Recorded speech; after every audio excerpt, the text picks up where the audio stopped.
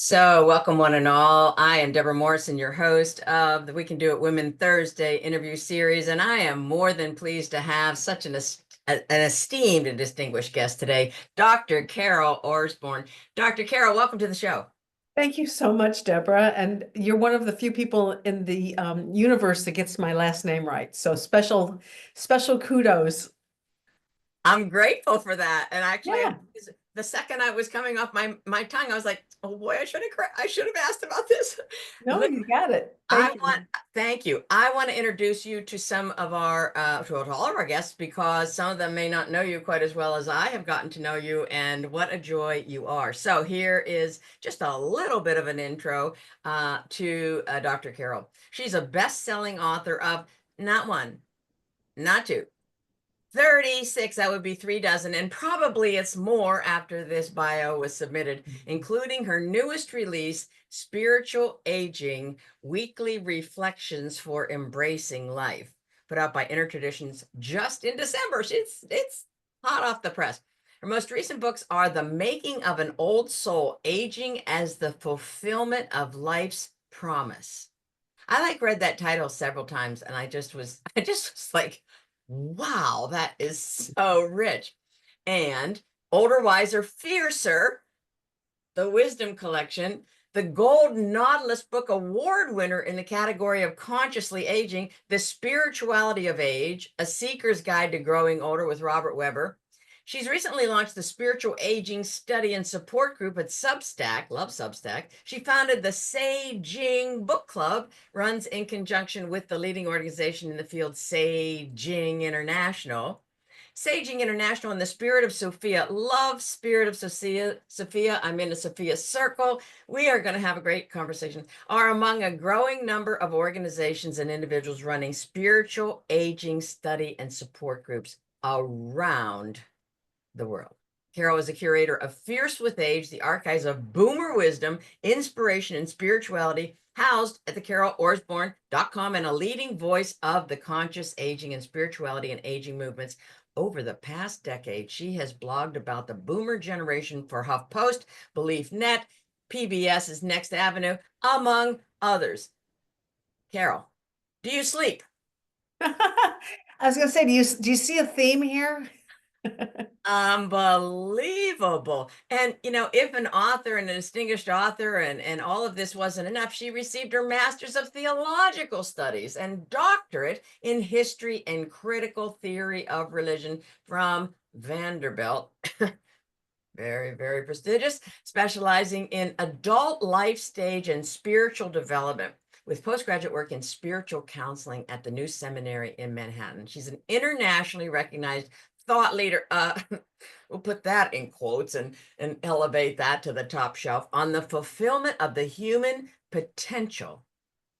Get that? The fulfillment of human potential through all life stages. No expiration date. Holy camole, Carol. You really have such a wealth of wisdom. And thanks be to God, you have found a way to get it out to us so that we can glean all kinds of tips and tools from your books, your blogs, and all of these study groups. You have such an organizational gene, I think. Tell me when it started. What sparked you was it a young girl? Did you just come into this in your 40s, 50s? Talk to us. Okay, well, first of all, you'll laugh because my primary message is whatever you were doing in the first half of your life, you probably need to do the opposite. I am not one of those people that wants to ride into old age on my credentials. I'm frankly most excited about exploring sitting by the river, meditating, not producing. And it doesn't look like it from my bio or even this interview, but I'm already on my way. I've just turned down a whole bunch of stuff, and I mean to walk my talk. So, there's some integrity there. But the way I got going was I did a second career doctorate. I've always been a seeker. I think many in the boomer generation have been. And I went to UC Berkeley, enough said. Okay. Right now. Sat at the feet of Maharishi Yoga and Krishnamurti and, just the greats. Yes. And later in life, I went later in my late 40s, that was considered old to be going back for a doctorate. But I really wanted to put a scholarly foundation beneath my seeking and my spiritual search. And so, I did what was logical, but did extremely well, got a degree which taught me everything I needed to know that everybody else knew about life stage development. But then I was turning 50 and I couldn't get a job anywhere.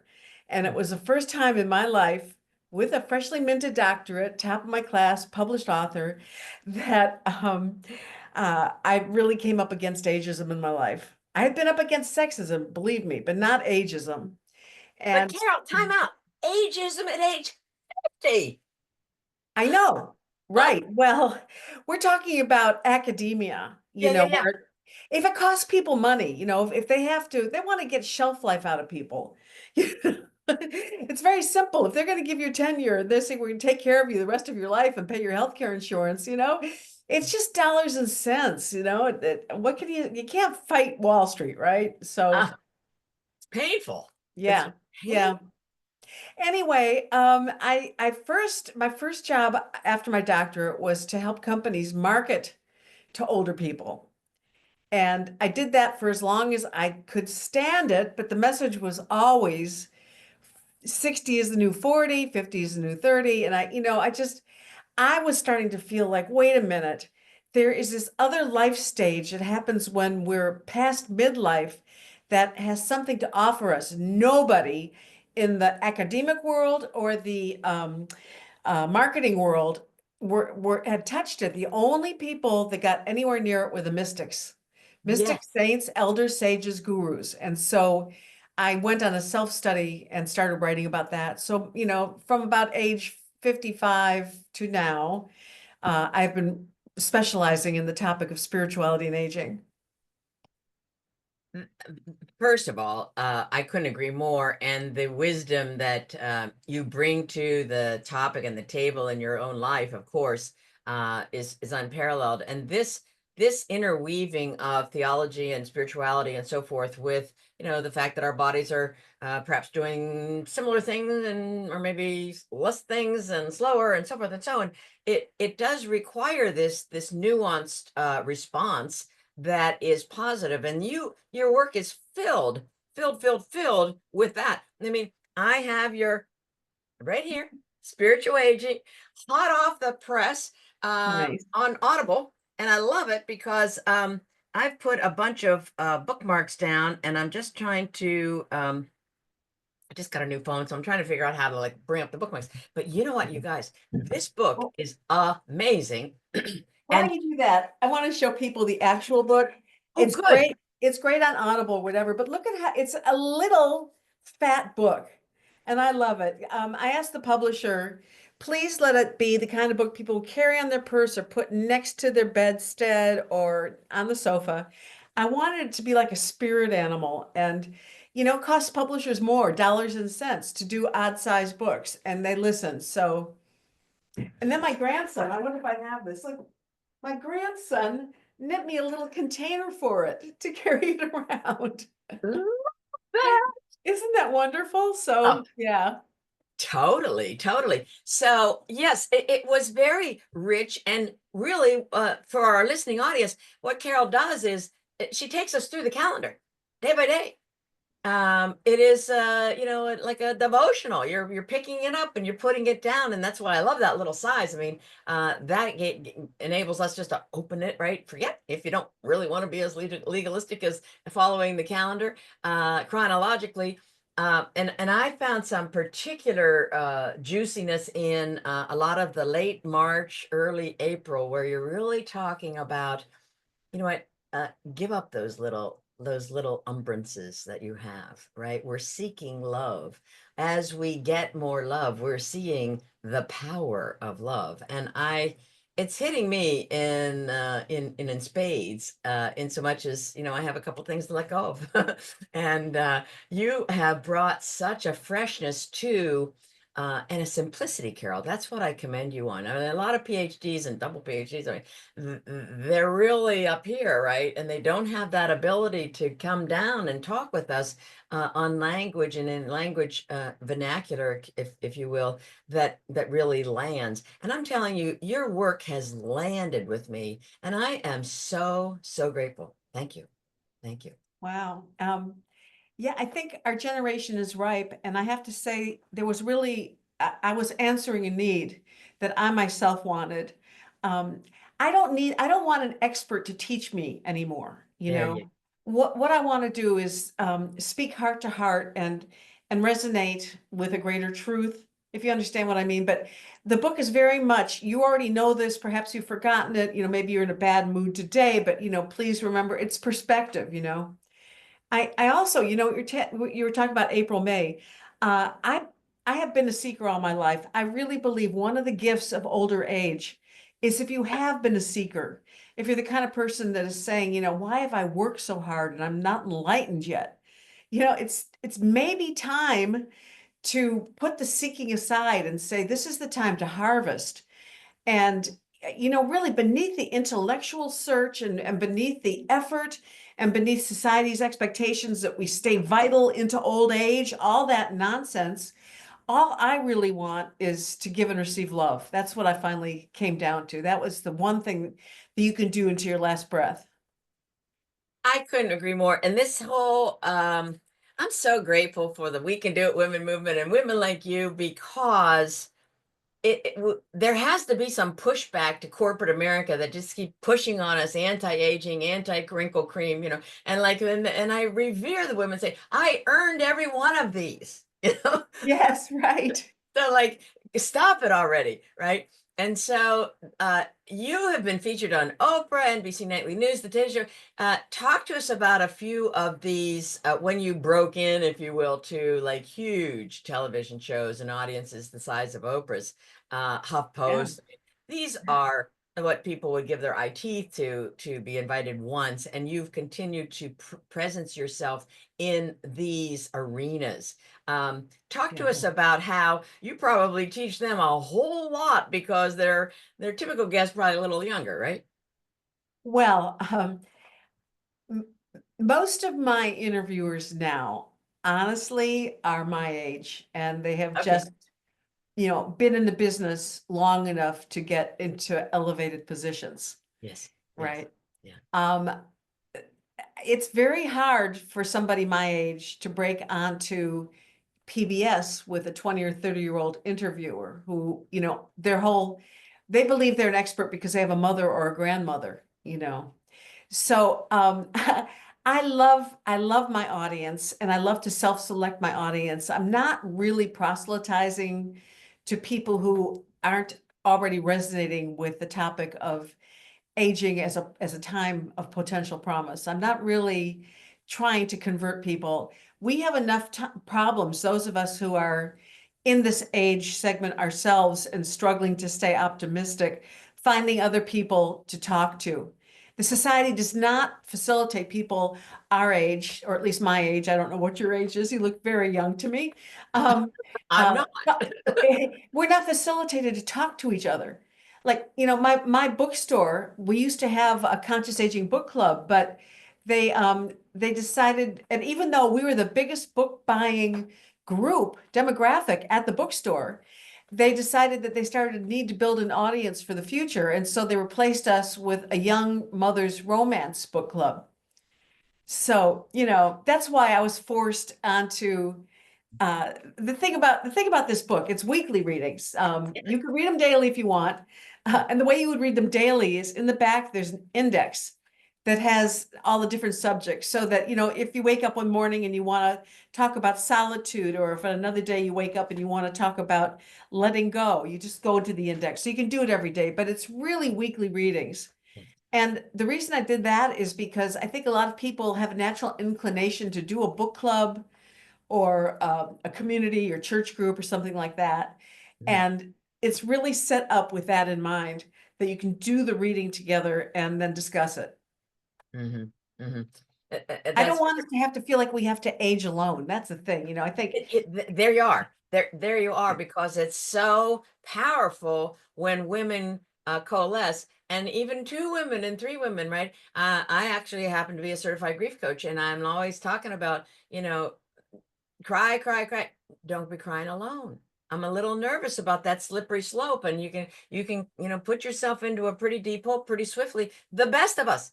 And so it's about yeah, getting a sister, having someone listen, having someone presence right. us and call us into speech. One of my dear late friends wrote a book, Speech, Silence, Action. And that was Yeah, completely wise. I mean, she was a speaker, and then there was a period of silence. And so you want to go and sit by yeah, the lake and be, right? And yeah. then that helps crystallize what your next actions are going to be. Talk to me about the I came upon the term of crone, older women, crone, wise woman, oh, probably 30 years ago. And so I Yeah. threw actually my late partner a big croning partner when she turned 60. And a lot of people weren't used to that, because it was like at least 25 years ago. But it was pretty it wasn't cutting edge, but it was like Sure was. Of course it certainly was. an elevation of, hey, let's gather together, we're going to have as much fun as those 20-year-olds. Well, So you were revolutionary. I would call that you were spiritual revolutionary.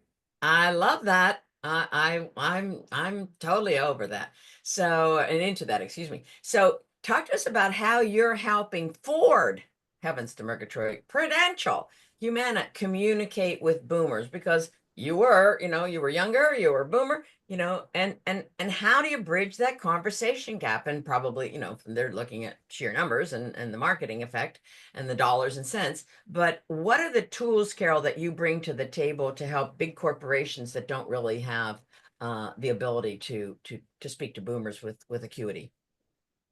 Yeah, that was an old life of mine when I cared. That is so darn good. That is so I'm good. sorry. I Okay, did for switch so many gears. years. Well, let's just I, switch gears. Wall Street won. Oh, Wall Street won. And I think, one of the gifts of age is to what the serenity prayer, to put our vital energy in the things that we can change and to accept the things that we can't change. And for all of I wrote books on the subject, and I spoke for Humana, and yeah, um, you name it, AT&T. I spoke everywhere. Ford, and you still look at the ads, and the ads romanticize aging. Listen, there's four buckets of aging. The first is revile it. You know, the I fell down, I can't get up. Let's scare everybody. You have to eat this vitamin, or you're going to die tomorrow. yeah, You don't want to be that person, right? right, right. And then there's a romanticizing aging, which is what Wall Street does. Madison Avenue, really, both. They're in bed with each other. They very, Walking through your vineyard with your husband, at age 60 with gray hair, and the sun is setting, and or God bless you. If you can climb to Mount Everest at age 60, 70, 80, do it. But I can't. And to me, it would be a fantasy. And there's nothing it's not something I aspire to do. Then the other thing is to deny it. You don't want to get old. No, who wants to get old in this society that reviles aging? Just don't do it. So stay in midlife forever. Just don't do it. And I was really looking for an alternative, and I found it with this one author named Florida Scott Maxwell. I found her about 5 years ago, okay. and maybe a little longer at this point, but 50 years ago, at the age of 85, she was a Jungian therapist who actually studied with Jung, and she wrote a book called The Measure of My Days. And it was a journal, and it's a paragraph, and it's choppy, and it's not, the best thing in the world. But she was the first book about aging I ever read that was based in hardcore reality, but also in which she continued to love herself and feel passionate about life no matter what. And it's hard to get that combination, It is. of telling the truth about aging, but still believing that there's value in the life stage. Completely. And so talk to us then about the term you coined, pardon me, fierce with age. Yeah. I don't, well, first of all, I'm not good at serenity. And I found the hardest part of aging is when you're letting go of midlife and accepting that you're going to be old. There's this middle period, which is for some people forever. For me, it was maybe 5 to 10 years. Okay. Like, do I hold on? Do I fight to keep what I had? Or do I accept the changes? That there's all that. So I'm past that all now. I'm 76 now. Yeah. I'm past that. I'm into the really good stuff of just, whatever I say goes. It's me, myself, and I, you know. But I found that I wasn't serene, and that to me, when I was facing ageism and also this inner struggle, that serenity to me was a way of society marginalizing us. Oh, for Just sure. go into the gated community, or drug yourself, or meditate, or just don't just be out of sight and out of mind. We don't want to deal with you. Just be happy somewhere, you Yeah. know. Right. Right. So the opposite of serenity was fierce. And what I mean by that is to know who you are, what your values are, and to stay centered and grounded in your own soul, spirit, point of view, to stand solidly no matter who comes to knock you off your base. This is so critical, this taking a stand. I mean, I've studied with Lynn Twist, and she's really very good about writing taking our stand. And um and so talk to us a little bit, Carol, about your life experience in how you interweave resiliency with taking our stand. So we can take a stand to be as vibrant as we can be, and maybe we fall and we, break something or whatever. And so instead of a slippery slope, like, oh, that's the first of many, and I'm just going to have to be like, cut back my activity, and no, I'm not taking a walk in the woods. But, we're taking a stand to be the best version of ourselves now. And yet there's some outside impetus, and maybe our body starts to do different things. How do you interweave resilience so that we stay on track and continue with our stand as best possible? Yeah, good question. We have to redefine what fulfilling the human potential means. So if you are going to take a rigid stance that the purpose of life and the fulfillment of your potential means that you're going to make yourself happy, you're going to stay healthy all your life, that you're going to stay mentally as sharp as you ever were, that nothing bad is going to happen to you, you actually make yourself rigid. You will crumble the first time something happens that you can't control. So true. Unfortunately, a lot of successful women do the worst at old age because they haven't had a lot of experience Right. coming up with things they can't overcome and control. For many of them, it's the first time they've ever had age beats their butt, if you know what I mean. Yeah, yeah, yeah, And yeah. and they're not prepared for it, Yeah. and uh so the alternative is, if fulfilling your potential, look, when you have the whole spectrum of what it means to be human, right? Happiness, joy is like one little segment. So I'm saying you have to embrace the whole of it. To be whole is more important than to have this little slice.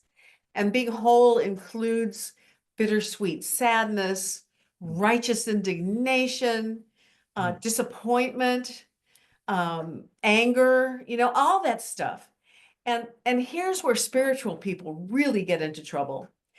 Spiritual people will say, I get it. I have to accept my emotions, whatever they are. I'm going to accept my anger. Well, that's fine. But when you accept your anger, it doesn't suddenly transform into compassion. There you go. When you accept your anger, you're still angry. The difference is you now have a witness to it.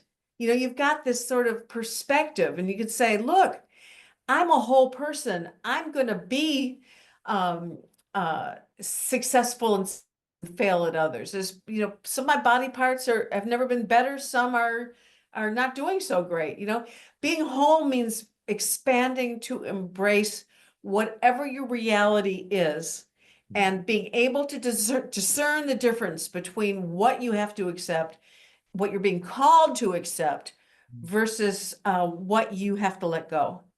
And the more successful the woman is, the more she's going to argue either that she should be able to get this handled, even if it hurts her. You know, she should be able to force the relationship with the estranged child.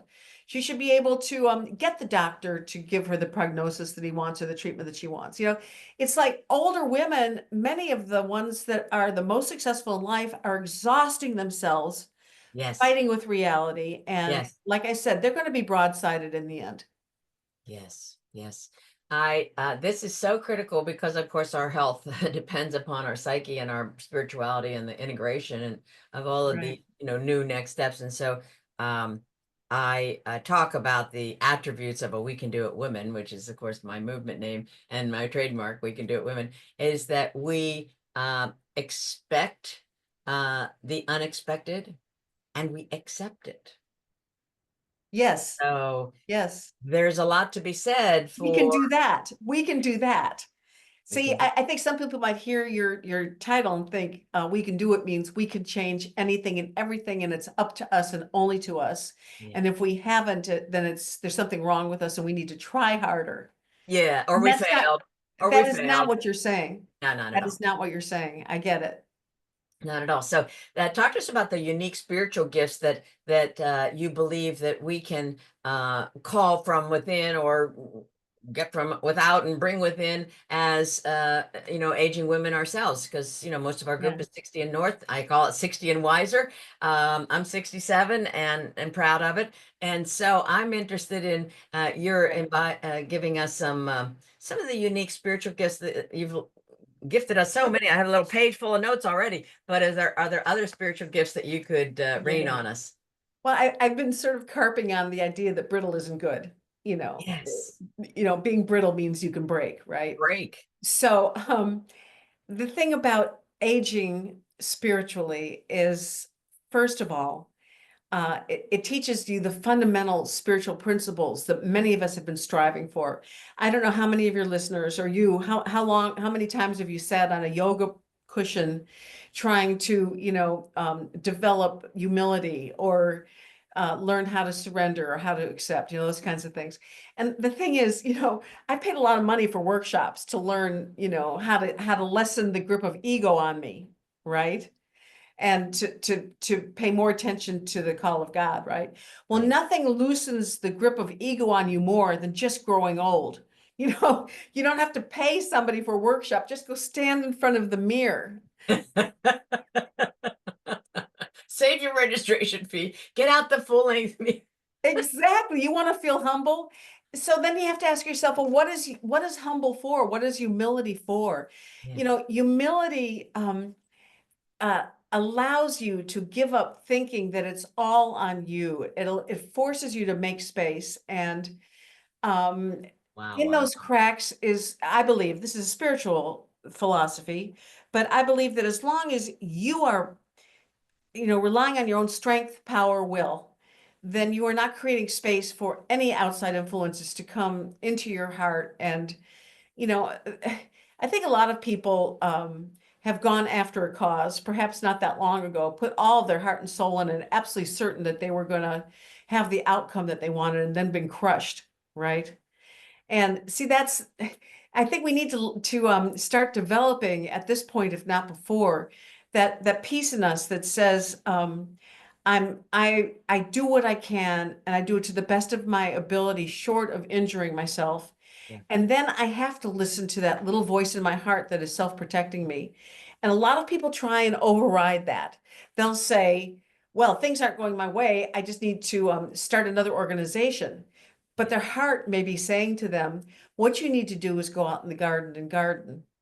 And I'm saying, this last third of life, this last life stage is the gift of it is hopefully you don't have to be as engaged as you were.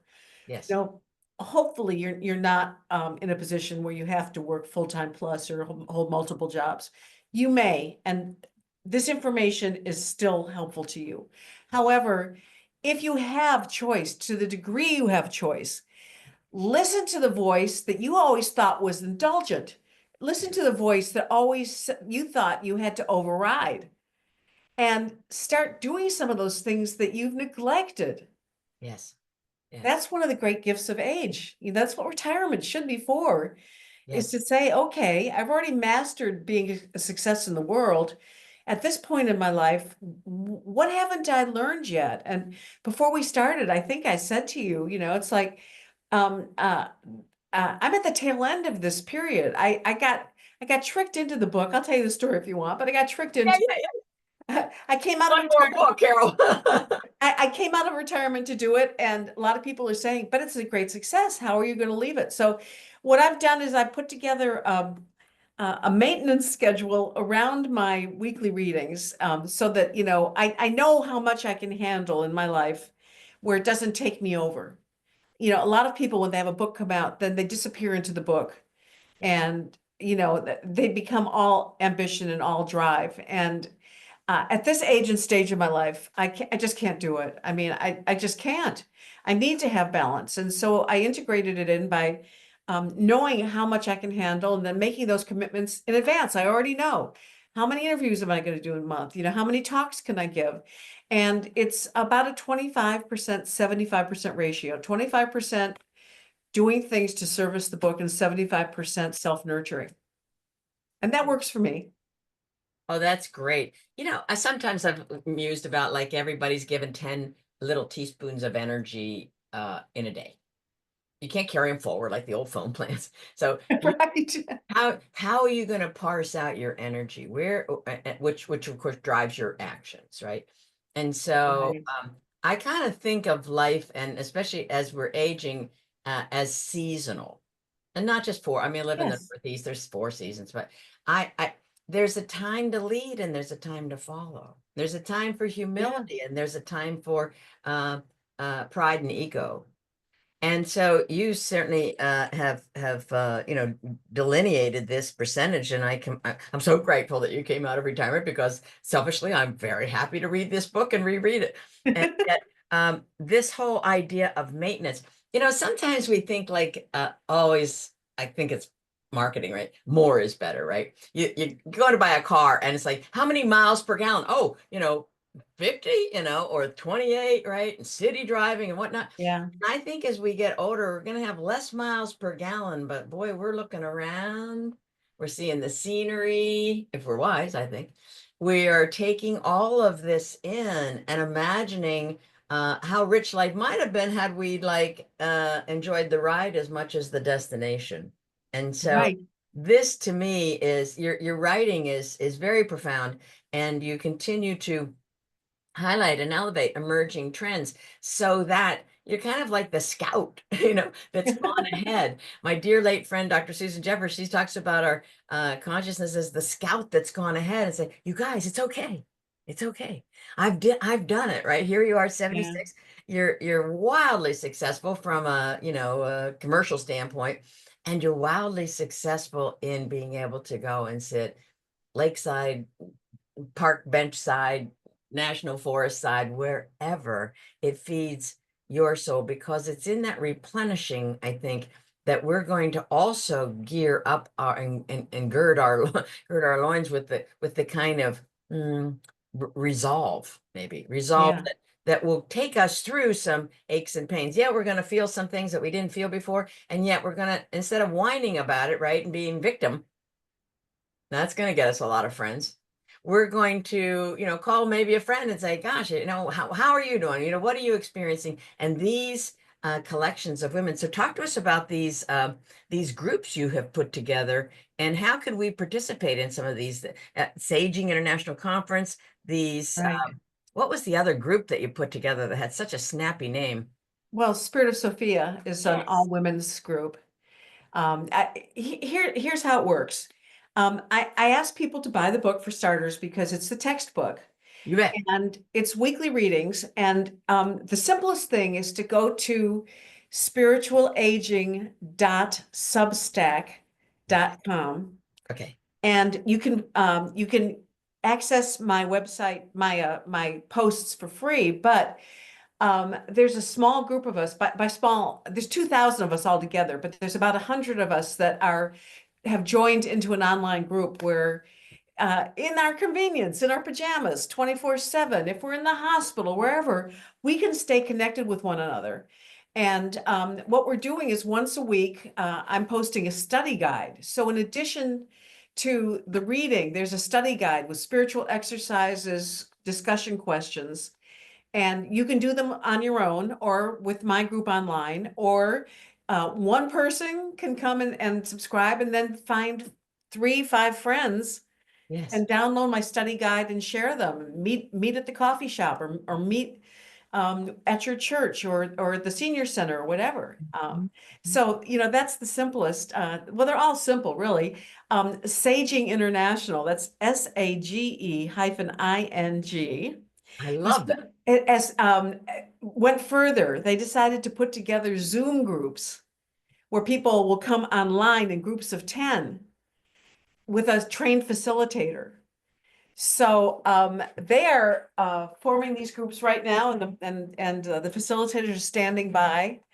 And if people just make it to my website, or in the book itself, they're all connected, so you can find where everything is. And then there's another group, the Spirit of Sophia group, that's all women. It's the same thing, Zoom group, but online, and only women, if you just want to only be with a group of women. So yeah, and again, the spiritual aging book will give you uh the entryway to my website, which is the pathway to all of these different things.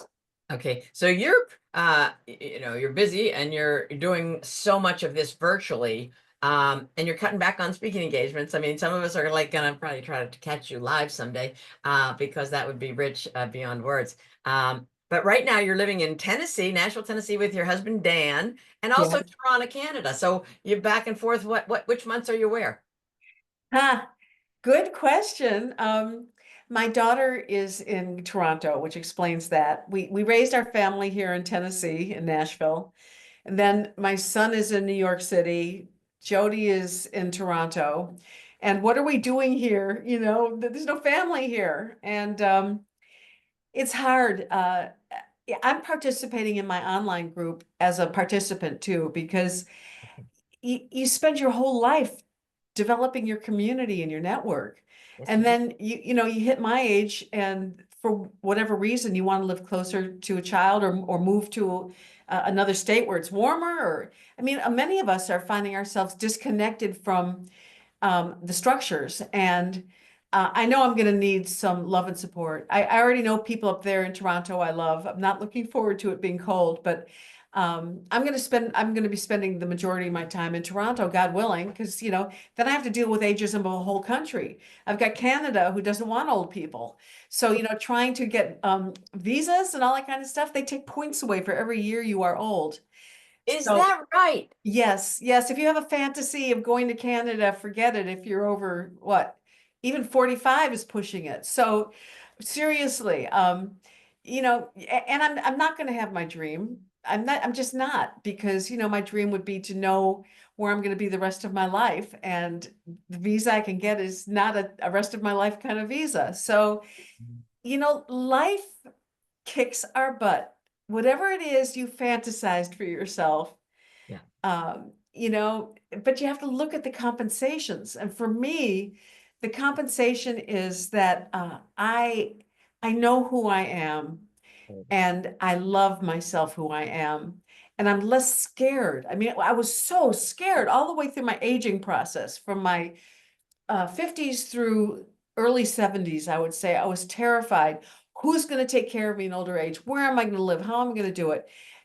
At some point over the last 5 years, probably writing this book, and having to be smarter than I am to write the book, it sank in. And I'm not afraid anymore. I can't explain it, but I just know I'm beloved, and I know my kids will find a way, or my friends will find a way, and God will find a way. Yes, you pointed out. I don't know. I'm just not scared. And there's no amount of money, no amount of dream fulfillment, of external things that can can answer what that feeling is of feeling beloved no matter what. Absolutely. And this, I'm so happy that you've touched on this scared and this fear element and emotion because I was good friends with Dr. Susan Jeffers, who unfortunately died Oh, wow. a number of years ago. And I loved her. She wrote so eloquently about fear. And one of the most vivid quotes I remember is she said, um, when so many people are out there doing things that they're not proficient with doing, and and yet they're doing it, we must conclude that fear is not the problem. Huh. How we hold the fear. So she Yeah. developed a continuum, a pain power continuum. And I love her for this. I gave a TEDx talk and I talk about it. It's a little slide on there because it's not like we're going to get stuck over here in fear or we're going to be stuck and permanently over here in excitement. And I have it on my wall. I want to make it sure it's on the pain side, it's helpless. And we go pop over to the power side of choice. Depression, we pop over to excitement. Paralysis, we pop over to action. And I love the continuum that she drew for us because we know, okay, we're feeling a little depressed. All right, we're Yeah. paralyzed right now, but we know there's another choice. We know there's degrees and gradations that we can aspire towards. We're not going to buy a home over here in paralysis. No, no, no. We could Uh, dip into it and not judge ourselves for it. And then we come back over, either within ourselves and especially better, I think. Well, I won't want to judge that because we can do a good deal of things for ourselves. And yet, the company of at least another sister or a couple sisters or a band of sisters that have right. our back. Because being scared by yourself is a whole different animal than being, saying to your friends and people like that know us, right? They look at you and say, Carol, what's up? You might come in with a big smile and somebody who really knows you says, Carol, what's up? And you say, Yeah.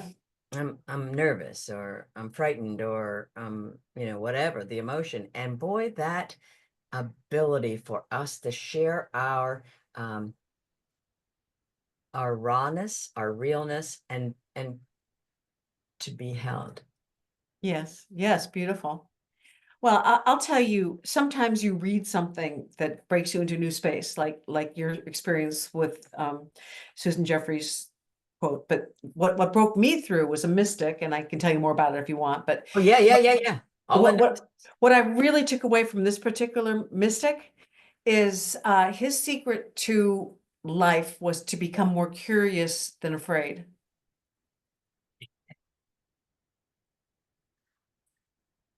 Like that. Yeah.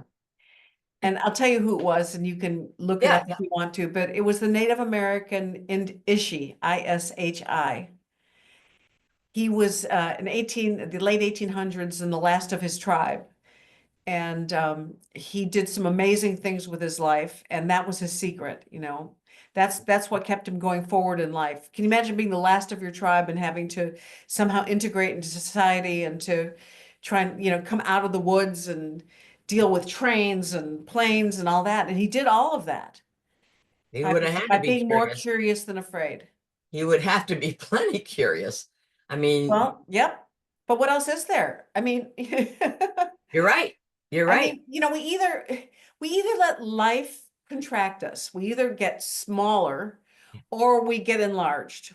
Right. But, enlarged does not necessarily mean bigger in the traditional sense. Yeah, yeah, yeah. Enlarged can mean more curious, an expanded heart, more loving. So, I know when I'm in an expanded state or a contracted state, and I bet you do too. Oh, and indeed. And everyone around me kind of knows. Yeah, But that's the beauty yeah, of, or and that I don't want to say, but that's the beauty of our being in a sisterhood, which is really my idea here for this group, and is for us to blossom together, so that there's always going to be someone like we can look in this group for our 3 a.m. friends because we got to yes, have them. We got to have those 3 a.m. friends because we can be yep, afraid at 3 a.m. And this to me is how I envision my aging process is to to certainly not do it alone. I happen to be alone in life, not partnered. And at one point, I thought a couple things about a couple, series of feelings and emotion around that. And I thought, one of those like, well, who will take care of me? Well, I bought two long-term care policies, first of all. Okay, good. And then I'm completely resonant to the idea that, and some people have asked me to put it together, and it's not, I didn't say no to it, but it's not on my front burner. But bringing together communities where we're doing some more communal living and some communal caring in Yeah, very intentional ways, because this upending, Carol, that you're speaking of is so prevalent. I mean, women get widowed all the time. They get divorced. They get uprooted. To your point, they're into so yeah, they've moved now to their probably the location of a grandchild, and yet they got the grandchild and the child. And I'm telling you, it's my experience is that the child is really eager for these, the parents to have some friends in the community. So it's just not the family responsibility to, mother our mothers, right? So I love yeah, the idea of bringing women together and giving them safe space to age together and to be in relationship, because eventually more women are going to be alone than men going to be alone. Let's get totally. Well, serious. this is a baby step. I harken back to the 70s and the women's consciousness raising movement, the women's groups, women's lib groups, which I joined, and I still remember those women fondly. It was like, there's a click that goes off in your mind where you're challenging the stereotypes. And so that was part of my model for why I did this book and why I want people to get together around it is the book club model. Yes. Just people are comfortable with book clubs. And the other thing is the 12-step programs.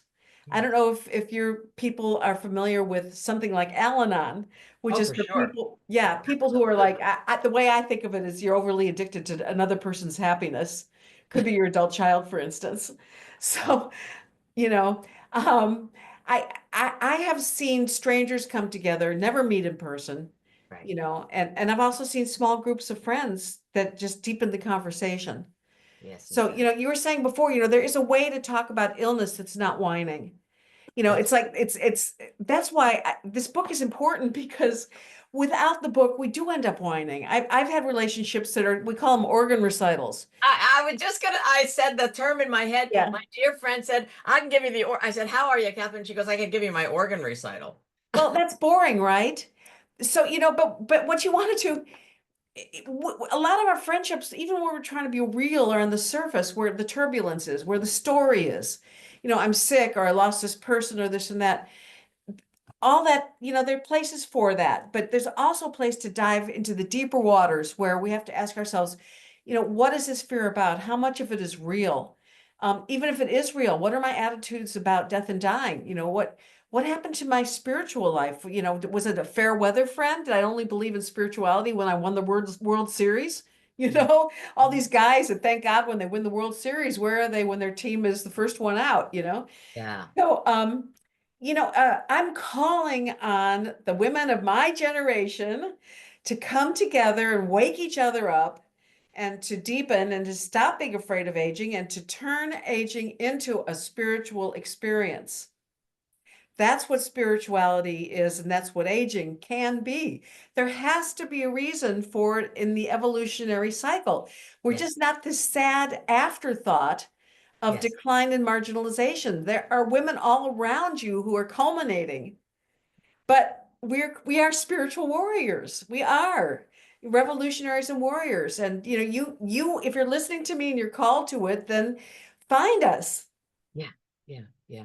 And to your point, earlier too, you tied into this, and I thought of this analogy that someone else thought of, and I latched onto it, and that is we can have a passion, and we sometimes are attracted to new issues and causes and stands that we take on later in life that we hadn't, and sometimes women are reticent to say, oh well, it's too late for me to start that. Hey, girls.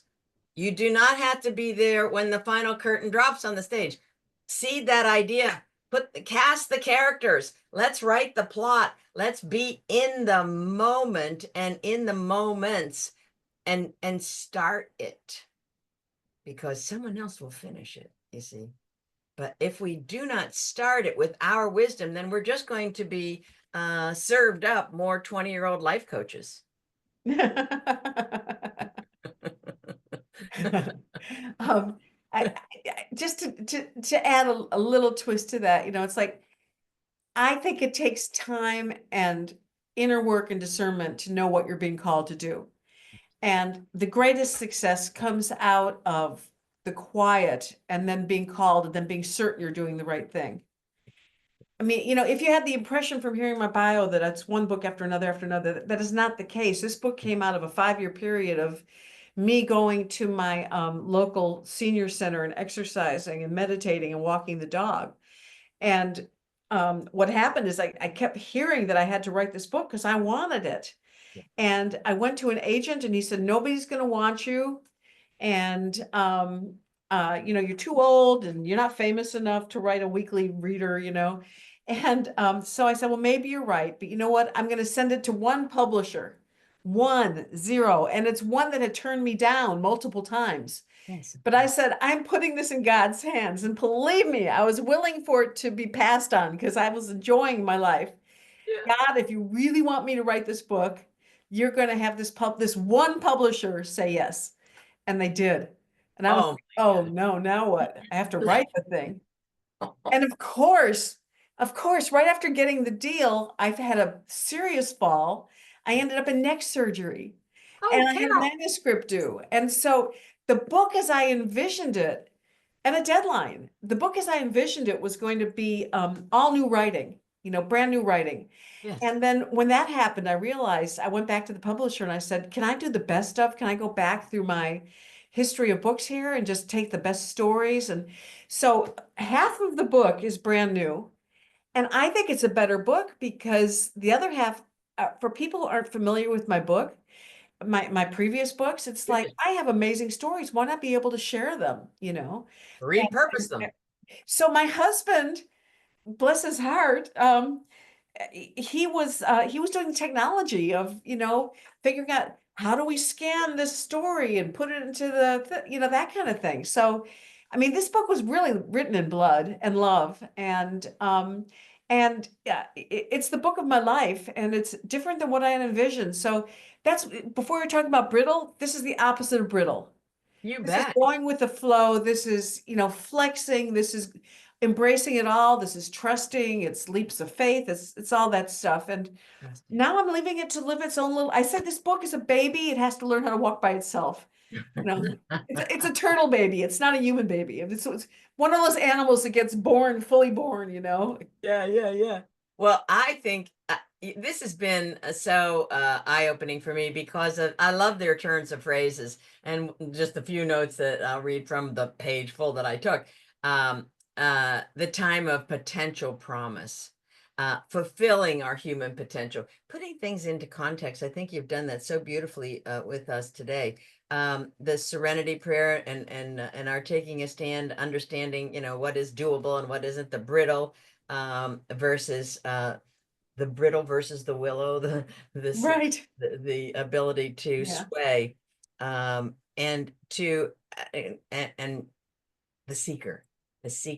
Yeah. You were seeking, and then you came back from that, and it feels to me, Carol, as if uh it's incumbent upon us to each of us go inside and to literally call out to whomever you believe in that's bigger than yourself. I trust that everyone does believe in something that's bigger than themselves, and say, what is it that I, with this DNA, can bring to the world that no one else can?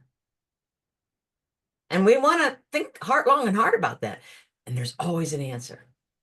Like I sometimes say it to grieving widows. A lot of women, like and people, they lose their partner and they want to die because it's huge. And in time, in the coaching process, and I will say in time, after whatever days, weeks, say, 100 years ago when everybody, well, maybe they still are wearing those "What would Jesus do?" which is an anathema for Jewish people, but in any event, what would Jesus do? What would your person have you doing now? And so I say, there's a reason you aren't in the obituaries. I don't know what it is. I want you to know what You it know, is. but it may be, it may be something, see, keeping yourself as physically fit as possible. I mean, being as healthy as possible, making sure you go to your appointments or whatever. Even if you do get sick, that relieves the next generation of that particular type of burden, and allows you to feel good about yourself. That Yes. doesn't mean you stay healthy, but it means you do what you can. And that Yes. to me is Yes. purpose enough at a certain age or stage. And for your listeners, they might be interested to know during those years when I was completely retired before I got called back to write, my purpose in life was just to make one dog happy. Oh, yes, your dog, right? I love that. Just make one dog happy. Oh, that's adorable. And you know that's going to come back tenfold. Oh my gosh. There's so many nuggets. I'll be listening to this again for sure, and I'm fairly confident our listeners will as well. What books are you reading right now, Carol? Let me see right here. Yes, yeah, tell us about it. All right. A friend just gave this to me today. I Must Be Dreaming. And she gave it to me because she knows I draw my dreams. Do you? I do. Um, I I think my dream life is much more interesting than my waking life.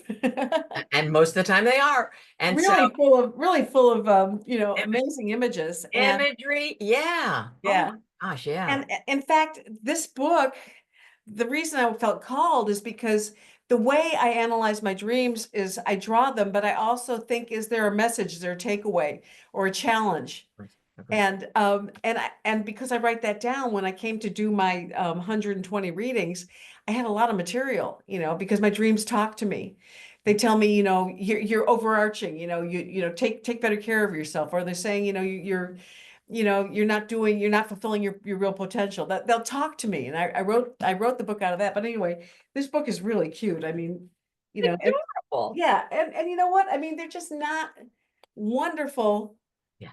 drawings, but they're similar to mine, so that's what I'm reading. And I'll show you the dream I had last night Oh if yeah, please do. if I can get there fast enough. I dreamt that this is just when the book came out. I dreamt that my life was a circus, and that's what happens. Like, when you're in the middle of opening night or whatever, it felt like life was a circus. And as you probably have heard, I would love to just sit by the riverbank and be all relaxed and all that kind of stuff. But no, that wasn't my experience. In this dream, there was like a hole in the wall of the circus tent, and Yes. out came these contortionists. Wow. Wow. So I draw my dreams, and they're I'm not an artist, but I love to That put looks pretty good to colorful me. pens. But I just think they speak to me in a way that I didn't know. Like when I drew that dream, I didn't know how I was really how contorted I was feeling. And that's when I said to the publisher, cancel. I didn't cancel you. I only kept the things I really wanted. Thank you. Thank you. Yay. Yeah, you're so right because the subconscious, is bubbling up, right? It knows things. And it's telling us Yeah. so many things. So everybody go to um, Substack and the prefix something aging, spiritualaging.substack.com. Yes. We're going to put that in the notes. And I invite you to certainly grab Carol's latest book, Dr. Carol's latest book, Spiritual Aging. This is very, very valuable. I love it because I can even go on a plane with it and listen to it. And I do have a bookmark, but I guess I'm still not so great about finding my bookmarks to tell you, because that's always an author's, pleasure to say to someone says, "Oh my gosh, when you did that, you nailed it." I think you nailed so many aspects, and most of all, this adage that you're going ahead as the scout, you're going ahead as the proven entity. Are you perfect? Heck no. Are you a seasoned? Heck yeah. Do you have so much life experience that just sitting near you, somebody would get a whole lot smarter through osmosis? Absolutely. So I invite all of us Yeah. to band together, grab new women friends, reignite old women friendships, older, seasoned, year-long, several decade-long friendships. A sign downstairs takes a long time to build or to make old friends, and to relish who we are right now, and to envision the next chapter of ourselves. And whether it's well, it'll be fraught with uncertainty. That's what we know. And yet not going to be brittle. We're going to be nimble and figure out, all right, how can we weave a path through this in the most healthy way and the most Yeah. vibrant way and the most grounded way? Because this isn't a dress rehearsal.